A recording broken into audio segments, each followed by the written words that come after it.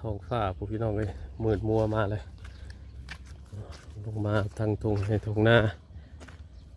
ก็มันนี่ก็มีทางเอฟซีทางฝั่งไทยพี่น้องเป็นก็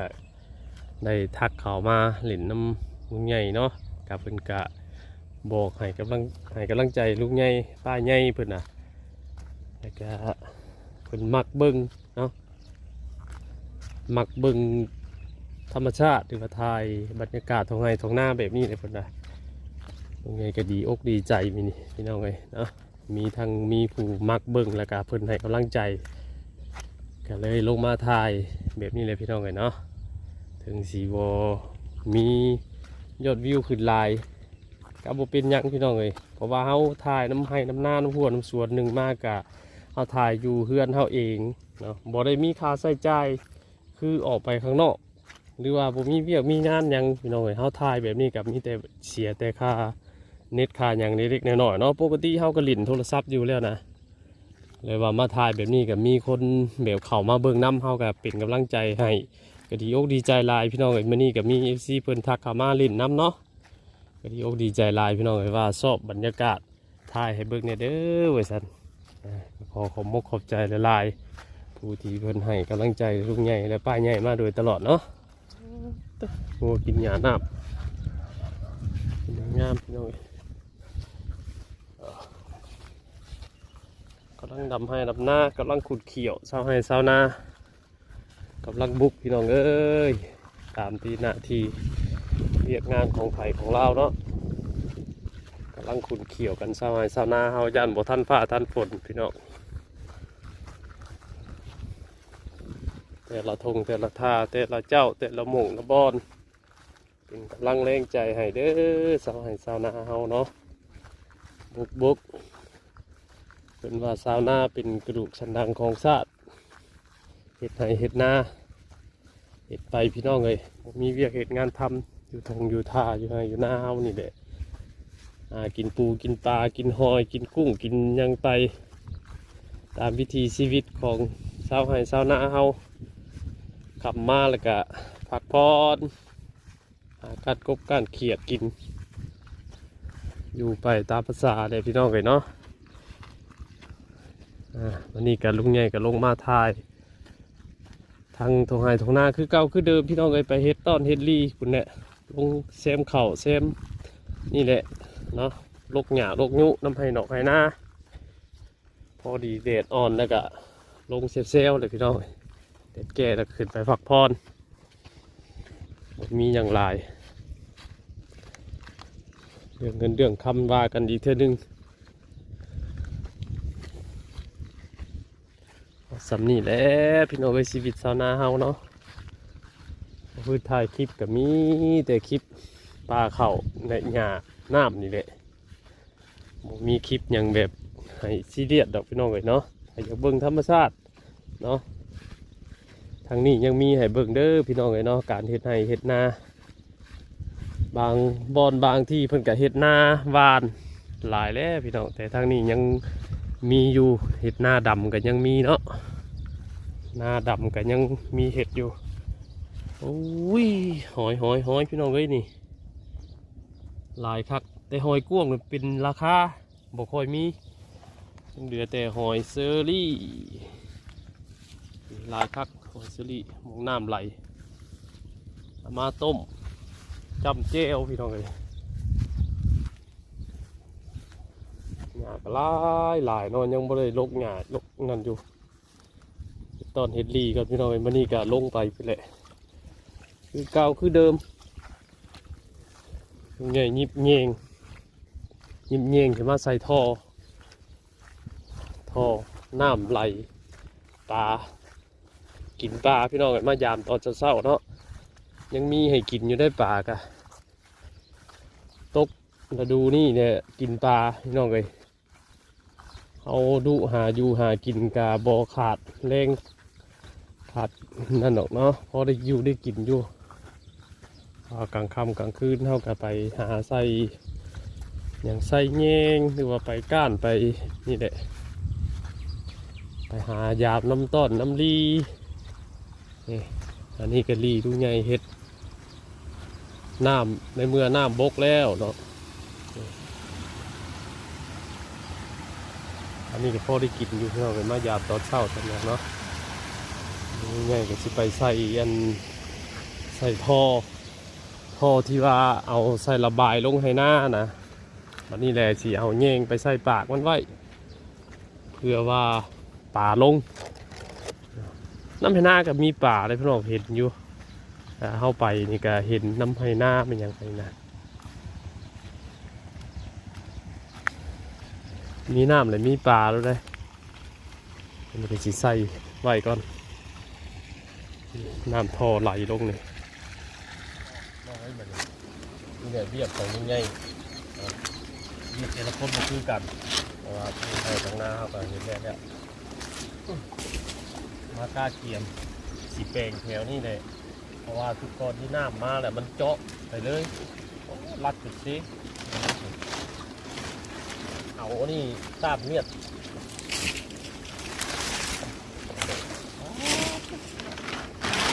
งานน้ำเจาะมันจะเป็นเจาะโอ้ยเจาะขึ้นเลยไง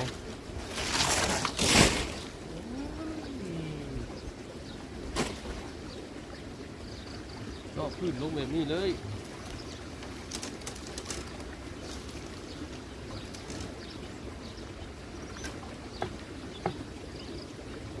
พึ่ง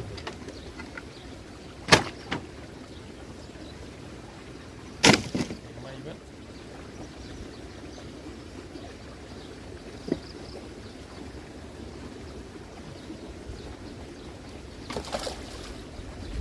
น้ำมันลายเกินเนาะ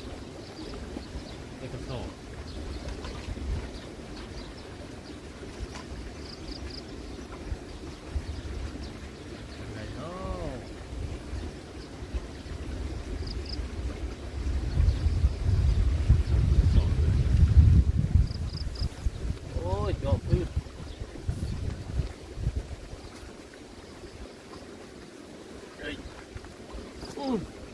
รับการไม่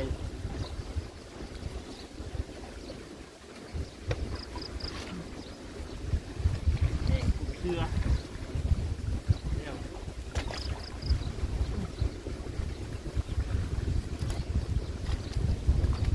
ขอบไปกับโต๊ะขึ้น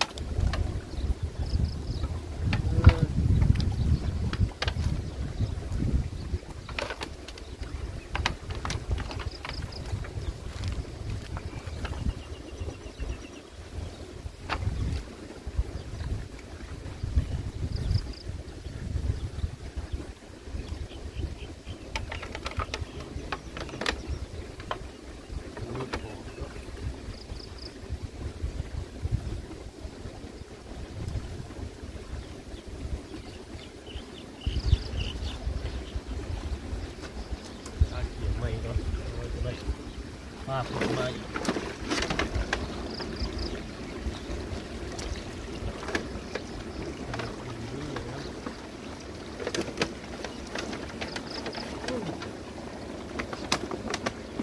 ปีเอาใส่ยังมือดูอยู่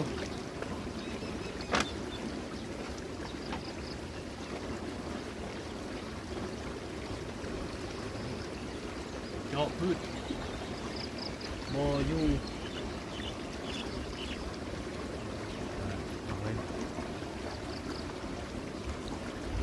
เก่าคือเดิมผลงานเจาะแบบนี้ เดี๋ยวสิเอากระสอบมาใส่มันเอากระสอบมาคุดใส่คุดดินใส่สามได้เซฟหน้ายังไม่ได้เห็ดเลยออกมาถ้าเกียรติเห็ดนั่นรีเมียนก่อนจนฝนตกอีกได้นี่มันยังมืดอยู่พอได้กินปูกินปลาเนาะโอ้โทรบริสื่อมู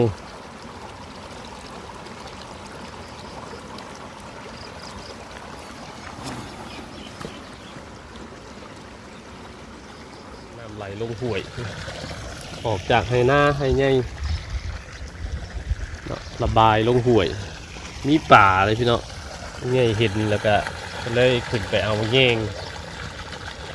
มายิบใส่กับพี่น้องเลยเนี่ยบัดคำตั้งกล้องเมียนก่อนลงใส่มัดใส่ท่อไว้โอ้โหไม่ได้มาผ่าน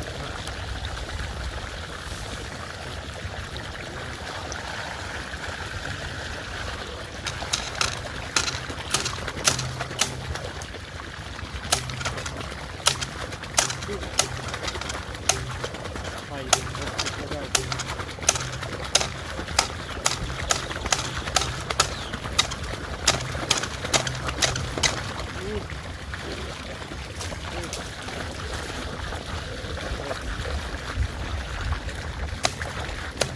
น้ำ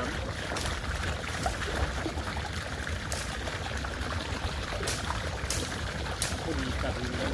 มาแล้วตัดเลยไฟยิบเข้าไปนอกมีการยิบเข้าไว้ต้องกิน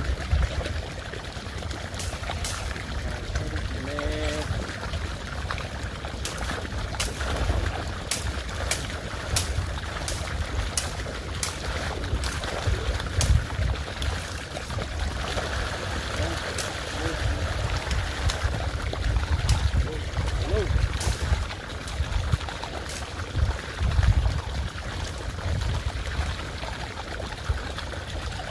ร้านถึงยืนข้าหน่อย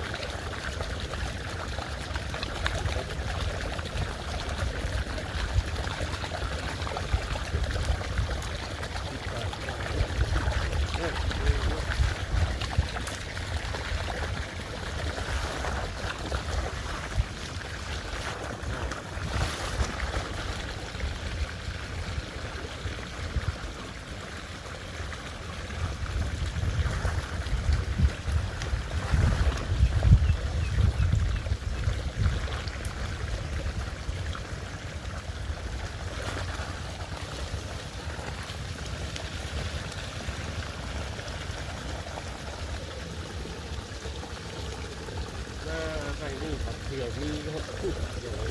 ยามกุ้งลงกุ้งน้อยกุ้งปล่อยนะท้าย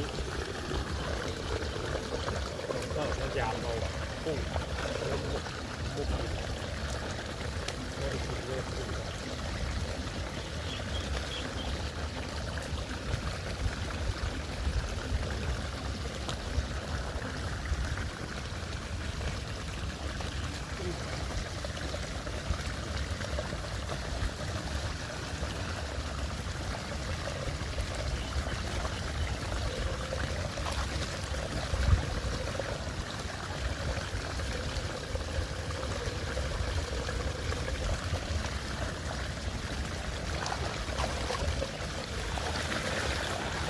เข้าแล้วอยากไป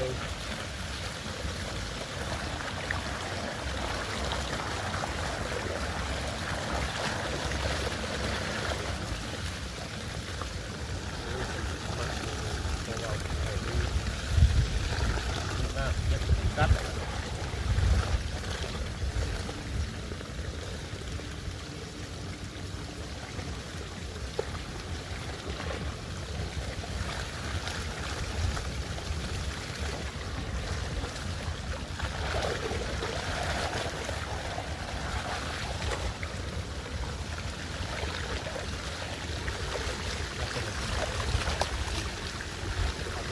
บ้ากัดน้อย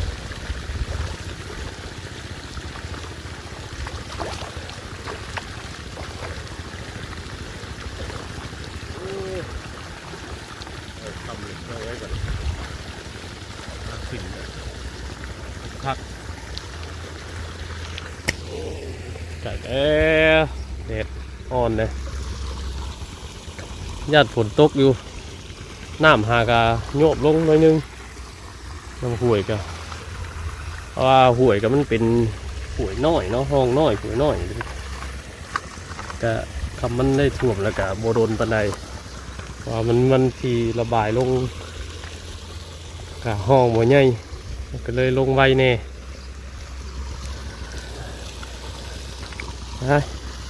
เราทงเลาะท่าพี่น้องเอ้ย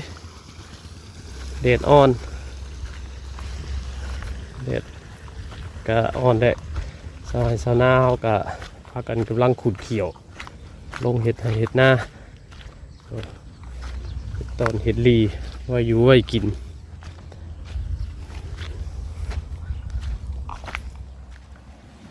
ได้เพิ่มผ่ากระตาดใหม่น้ำลดแล้วก็เห็ดอีกพี่น้องตอนนี้ก็น้ำหากะลดน้อยนึงเห็ดน้ำลดสบายเห็ดน้ำแต่ว่าเฮาบ่ฮู้ว่าฝนสิมามื้อใดเนาะที่สำคัญก็สิเฮ็ดหยังก็บ่ต้องพัดวันประกันมื้อเด้อพี่น้องเอ้ยนี่หายสอบนี่แล้วเดี๋ยวแต่ว่าน้ำลดแล้วเฮาก็เอากระสอบลงไปใส่หน้าอันนี้เฮ็ดไปน้ำน้องเอ้ยถ้าว่าน้ำบกอีกก็เฮ็ดไปน้ำอีกอันนี้ก็สิลงไปทั้งเวียกให้เวียกหน้าก่อนน้องเอ้ยไปหาลกหม่งไหนมันโบเป็นตาไว้กันสิลกออกแล้วก็ไปเซมหมูนั่นเนาะน้ำก็ยังบ่ลดพี่น้องเอ้ยมีสีหลายคู่หลายคนนะคอมเมนต์เข้ามาโอ้บ่เห็นลูกไงเห็นเวียกเห็นงานมีแต่ลูกจอยอันก็ต่อคลิปของบ้านเนี่ยพี่น้องเอ้ยก็คือว่าลูกไงกับบริคอยถ่ายแบบว่าเวลาเฮาเห็นเวียกนะบริคอยถ่ายลงคลิปเนาะก็เลยบอกคอยเห็นลุงไงที่ว่าเห็ดเวียกสั่นที่จริงก็เห็ดแล้วพี่น้องเนาะเศร้าให้เศร้าหน้าบ่เห็ดได้สิได้กินอันนี้ก็สีมาลกแถวนี่เลยพี่น้องเลยโอ้ฉีดหญ้าตายคักกะดิเนี่ยตายคักกะดิพี่น้องยังเดือดแต่กกเข่าแต่ว่าเสียที่แต่มันห่างสีลกหมูห่างออกนะไปเซมใส่แล้วก็เอาหมูห่างนี่เอาก้ามาใส่แบบต่างกันลายว่าหน้าทางนี้ลุงใหญ่ฉีดหญ้าเนาะขาหญ้าน้อยนี่ตายคักก็ดีแต่ทางนี้หน้าของเมนอคอปเตอร์ของลูกจอยแหละมันติดกันเนาะเลยหน้าเพิ่นแบ่งกันเนาะหน้าทงหนึ่งแต่ว่าเพิ่นแบ่งให้ลูกผ้าคัดแบบนี้นะเพิ่นก็เฮ็ดไผเฮ็ดมันเลยว่าทางไผก็รับหน้าที่เป็นหัวหน้าครอบครัวของไผของมันเนาะบ่ได้เฮ็ดน้ำกันพี่น้องเลยก็เลยว่าทางนี้ก็เห็นแต่ลุงใหญ่ทางนั้นก็เห็นแต่ลุงจ้อยเลยว่าบ่เห็นก็ต่างคนก็บ่เข้าใจครอบครัวของไผของเราเนาะขออนุญาตบัดค่ำพี่น้องเลยมานี่ลุงใหญ่ขออนุญาตลงเห็ดเวียกหน้าก่อนสิลกเอาเข่าตัวมันห่างเลยพี่น้องเลยมาสับใส่เนาะงัวกินหญ้าน้ำงามพี่น้องกำลังดำให้ดำหน้ากำลังขุดเขียวเศร้าให้เศร้านากำลังบุกพี่น้องเอ้ยตามที่หน้าที่เรียกงานของไผ่ของเราเนาะกำลังขุดเขียวกันเศร้าให้เศร้านาเฮายันบ่ทันฟ้าทันฝนพี่น้องแต่ละทงแต่ละท่าแต่ละเจ้าแต่ละหม่งละบอนเป็นกำลังแรงใจให้เด้อเศร้าให้เศร้านาเฮาเนาะบุกเป็นว่าชาวนาเป็นกระดูกสันหลังของชาติเห็ดไห่เห็ดนาเห็ดไปพี่น้องเลยมีเวียกเห็ดงานทำอยู่ทงอยู่ท่าอยู่ไห่อยู่หน้าเฮานี่แหละกินปูกินปลากินหอยกินกุ้งกินยังไปตามวิถีชีวิตของชาวไห่ชาวนาเฮาขับมาแล้วก็พักผ่อนกัดกบกัดเขียดกินอยู่ไปตามภาษาเลยพี่น้องเลยเนาะวันนี้กับลุงใหญ่กับลงมาทายทางทงไห้ทงนาคือเก่าคือเดิมพี่น้องเลยไปเฮ็ดต้อนเฮ็ดลีคุณเนี่ยลงเซมเข่าเซมนี่แหละเนาะลกหญ้าลกยุน้ำไห้หนอกไห้นาพอดีเดดอ่อนแล้วก็ลงเซลเลยพี่น้องเด็ดแก่แล้วขึ้นไปฝักพรมีอย่างไรเรื่องเงินเรื่องคำว่ากันอีกเท่านึงสำนี่แหละพี่น้องไปชีวิตชาวนาเฮาเนาะพื้นถ่ายคลิปกับมีแต่คลิปปลาเข่าในหญ้าน้ำนี่แหละมีคลิปอย่างแบบให้ซีเรียสดอกพี่น้องเลยเนาะให้อยากเบิ่งธรรมชาติเนาะทางนี้ยังมีให้เบิ่งเด้อพี่น้องเลยเนาะการเฮ็ดไร่เฮ็ดนา บางบอนบางที่เพิ่นก็เฮ็ดหน้าหวานหลายแล้วพี่น้องแต่ทางนี้ยังมีอยู่เห็ดหน้าดำก็ยังมีเนาะหน้าดำก็ยังมีเห็ดอยู่โอ้ยหอยพี่น้องเอ้ยนี่หลายคักแต่หอยกุ้งมันเป็นราคาบ่ค่อยมียังเหลือแต่หอยเซอรี่หลายคักหอยเซอรี่มองน้ำไหลเอามาต้มจำเจลพี่น้องเอ้ยหญ้าก็หลายเนอนยังบ่ได้ลกหญ้าลกนั่นอยู่ตอนเฮ็ดลีกับพี่น้องมันนี่ก็ลงไปแหละคือเก่าคือเดิมใหญ่ยิบเงงจะมาใส่ท่อน้ำไหลปลากินปลาพี่น้องมายามตอนเช้าเนาะยังมีให้กินอยู่ได้ปลากะตกมาดูนี่เนี่ยกินปลาพี่น้องเลยเอาดูหาอยู่หากินกาบอขาดแรงขาดนั่นหรอกเนาะพอได้อยู่ได้กินอยู่กลางค่ำกลางคืนเท่ากับไปหาใส่อย่างใส่แยงหรือว่าไปก้านไปนี่แหละไปหายาบน้ำต้นน้ำลีนี่อันนี้ก็ลีดูไงเฮ็ดน้ำในเมื่อน้ำบกแล้วเนาะอันนี้ก็พอได้กินอยู่เพื่อเป็นมายาบตอนเช้าจังเนาะนี่ไงก็จะไปใส่อันใส่ท่อที่ว่าเอาใส่ระบายลงให้หน้านะวันนี้แหละสิเอาแยงไปใส่ปากมันไว้เพื่อว่าป่าลงน้ำให้หน้าก็มีป่าเลยพี่น้องเห็นอยู่เข้าไปนี่ก็เห็นน้ำให้หน้าเป็นอย่างไรนะมีน้ำเลยมีป่าแล้วเลยมันก็สิใส่ไว้ก่อนน้ำท่อไหลลงเลย